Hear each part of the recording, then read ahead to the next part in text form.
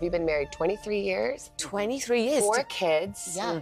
And one of your daughter or your son just got married? Brooklyn just Yeah. got married. Who, by the way, cooked here once with us. know. He did such a great job. I know, thank you. Yeah, it was a beautiful wedding, and as a mother, to see my son so happy means so much. What more can you ask for? You can't ask for one more thing. And what about, I mean, you're still a parent, which is kind of interesting. I always wonder about, you know, when you parent grown kids, what is that like for you in this moment? Do you know, I think that the kids grow up so quickly, and it's about cherishing every moment. And we're a very close family. It's all about communication and being present as a parent. I love to work. I love what I do in fashion and beauty, but being a parent, being a good mom is my #1 job. Brooklyn Beckham didn't invite his parents to his vow renewal, not even his grandparents, not even his siblings. Today, you'll see how one of Britain's most famous families was quietly dismantled and how a wedding dress may have started it all. Who do you think is really to blame here? Brooklyn, Nicola, or his parents? Drop your take in the comments. This one's going to divide everyone. Victoria Beckham's words paint a picture of maternal pride, a woman who raised her children with intention, affection, and values. She tears up remembering Paris. She glows while talking about Brooklyn's happiness. And yet, behind this public warmth, something far colder was already unfolding. Because just months after this heartfelt interview, Brooklyn would go radio silent on his family. No calls, no texts, no public birthday message to Victoria's father. What changed so quickly? How did a son so loved, so uplifted, become so distant? Something deep was festering, and nobody saw it coming. We knew the renewal had happened because they briefed it to People magazine in America.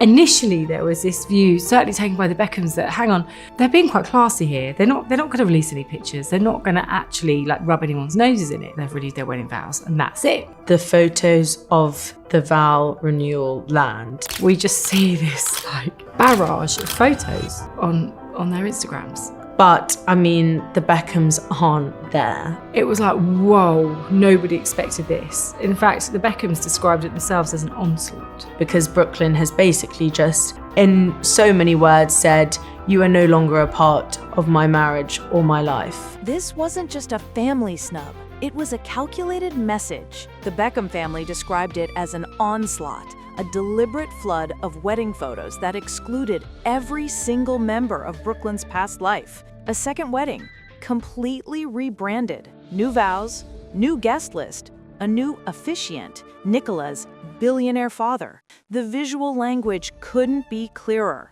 The Beckhams had been replaced. And the heartbreak, it wasn't just about missing a party. It was the public declaration that Brooklyn no longer saw his family as part of his future. If your child cut you off like this, would you fight to fix it or let them go? Comment, fight, or let go. What Nicola and Brooklyn are trying to do is put out there that Brooklyn had a really unhappy childhood. You know, there's no detail, there's nothing, you know, it's like, no, actually, it's your fault. You know, they're now kind of, firing shots at David and Victoria for being bad parents. Obviously I wasn't there. No one was there apart from them. But I mean, anyone who knows the Beckhams, and of course they've got their faults. They know they've got their faults. But the one thing everybody says about them is that they are great parents. And so, what did they do? Who knows? In May, whispers began that there was a feud directly between Cruz, 20-year-old Cruz, and Brooklyn. So Cruz had been apparently calling up all of the family's usual restaurants and asking whether Brooklyn was going to be there on the night that he was intending to attend an event. And so he would call and say, is Brooklyn going to be there? And would also ask the staff to let him know if his older brother was going to be in attendance and therefore he wouldn't go. And this is the first time we've sort of started to see a direct argument between the two brothers. It was also revealed in May that there had been a long-standing bubbling argument going on between Romeo and Brooklyn. They'd been incredibly close when they were children, but then when it came to the big D-Day, the wedding between Nicola Peltz and Brooklyn, Nicola had refused to speak to Romeo's then girlfriend Mia Regan, who was also a model and was incredibly beautiful, and Nicola felt quite threatened by her presence being there. From brothers to strangers, Cruz and Romeo once looked up to Brooklyn. Now they avoid events if he might attend. Cruz even asked restaurants to confirm Brooklyn's absence before making reservations. Online, a war brews in comment sections, with Cruz publicly shading Brooklyn. Meanwhile, Romeo is still stung by the tension with his ex-girlfriend, Mia, the same one Nicola reportedly snubbed at the wedding.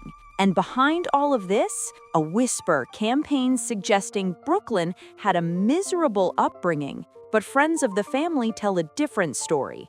They say David and Victoria were strict but loving, present, supportive. So who planted this narrative? No longer speak to his friends pre-Nicola. So you've got Jack Ramsey, Gordon Ramsay's son, and they were like best friends. They were like little boys who would play in the garden together. They were real mates. He wasn't there. In fact, he didn't speak to Jack. Then, you've got Rocco Ritchie wasn't there. So no, there is nobody in Brooklyn's life anymore who was there before her. So instead you have all of these, you have a makeup artist, a content creator, you have, it was kind of like a lineup of staff, like the paid help were the guests. And so that also prompted a real sadness for the Beckhams. We're like, he doesn't even see his friends anymore. And like, what is going on? Brooklyn was raised on the idea that work matters. His first job? A cafe shift at 14.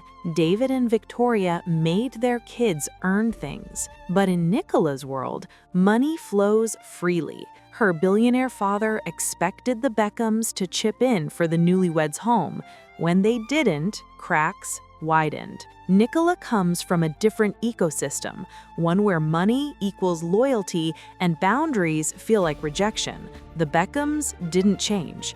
Brooklyn did, slowly, then suddenly. So July comes around and the third sibling takes center stage, that being Harper 7. It was her 14th birthday coming up, and if Brooklyn was going to ignore that, that would be the final straw for the Beckhams, particularly for Romeo and Cruz, who are incredibly protective over her. So the big day rolls around and Brooklyn does indeed wish her a happy birthday, but it's incredibly pointed and obviously very crafted. So what you have here is a simple picture of Brooklyn, Harper, and he's made sure to get Nicola in the picture as well, so that there's no question towards his alliances in this whole scenario. And it's actually a picture taken from the last known picture actually of Brooklyn and his younger sister, who he was incredibly close with, at Victoria Beckham's fashion show in September.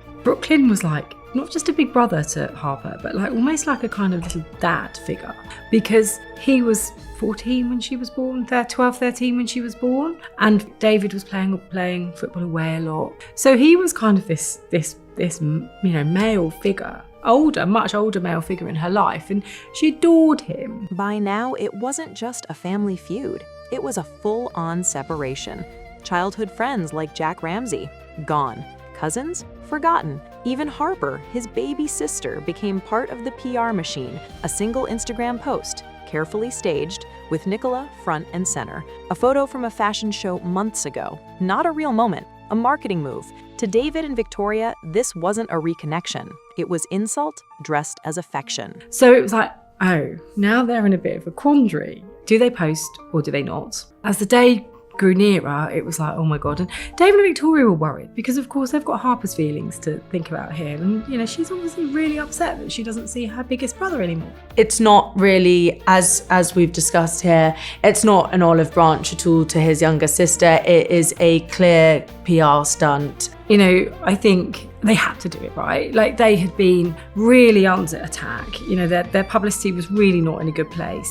And had they ignored little Harper's birthday party, it would have just been an easy hit for people to think that they were, pretty unkind. So, that it was being briefed out by the Brooklyn and Nicola's PR machine that, they're wishing her a happy birthday. But of course, to David and Victoria, it was like, well, you've done this as a publicity stunt. You've done it because you know that your PR is not in a great place. The second wedding was the final blow. 48 pictures posted by Nicola, None with the Beckhams. But what hurt most, seeing Nelson Peltz, the billionaire father-in-law, standing in the spot that David once filled. He was Brooklyn's gym buddy, his football coach, his confidant, now replaced by a man who, to most observers, throws money at problems. Victoria once imagined sewing Brooklyn's wedding outfit. Nicola wore Valentino. And then her mother's old dress. It was a message, dressed in couture. Brooklyn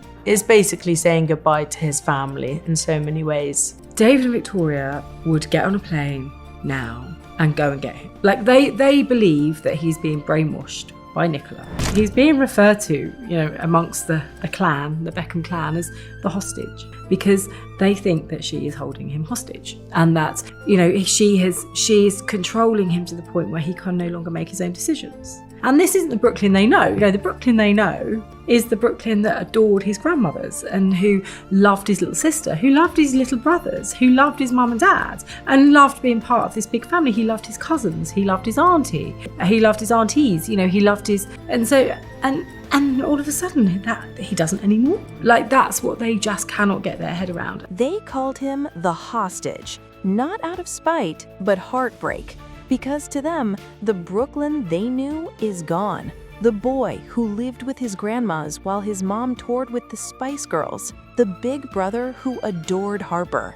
The son who ran beside his dad in the park. He doesn't exist anymore. What replaced him is filtered, managed, distant. To the Beckhams, it's not Brooklyn who cut them off. It's Nicola who locks the door. So over the summer, both families, the Peltzers and the Beckhams, have been having a lovely time. They've both been on their mega yachts, sailing around Europe. We've seen posts from Nicola saying how much she loves Brooklyn and her family, and very lovey-dovey, despite the fact that her husband, Brooklyn, has seriously fallen out with his side of the family. And it's all very much sort of, we're a unit, we're sailing around on our massive yacht, yada yada. You can't help but think that Brooklyn is just being used as this pawn by Nicola to say, hey, look, now he's got my family. You don't need your own family, Brooklyn, you've got my family. And it's all being used as a real, let's rub their noses in it. So I don't actually think they're all that close. Brooklyn's all that close, and he must just be